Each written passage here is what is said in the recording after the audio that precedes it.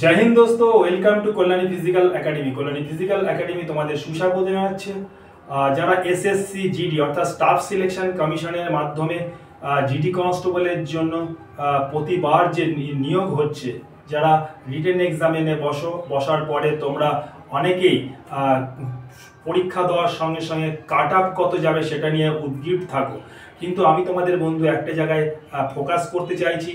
যদি তুমি রিটেন এক্সামে ভালো মার্কস না তোলো তবে কিন্তু কখনোই তুমি চাকরি পাবে না। চাকরি পাওয়ার সম্ভাবনা খুবই কম, কারণ তুমি ভাবছো কাট আপ কত যাবে। লাস্ট কাট আপ যদি 46ও যায় বা তার নিচেও যায়, তোমার কিন্তু চাকরি হওয়ার সম্ভাবনা নেই।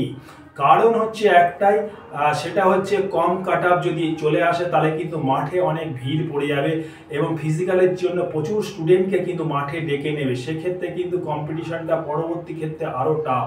অর্থাৎ যাদের ধরো কম নাম্বার পেয়ে মাঠে ডাক পেয়েছো, ফিজিক্যালি কোয়ালিফাই করে যদি তোমরা যাও, তাও কিন্তু দেখবে যে ভ্যাকান্সি কম হওয়া সত্ত্বে লাখো লাখো ছেলের মেয়ের মধ্যে মেরিট লিস্টে আসাটা খুব টাফ ব্যাপার হয়ে যাবে।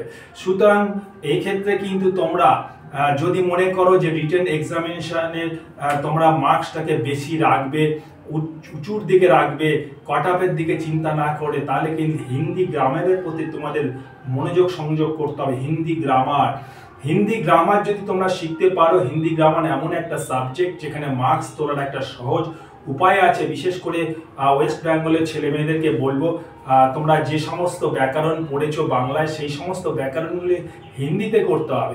এবার তোমাদের মনে একটাই প্রশ্ন, তাহলে হিন্দি কোথায় শিখতে আসতে পারি আমরা?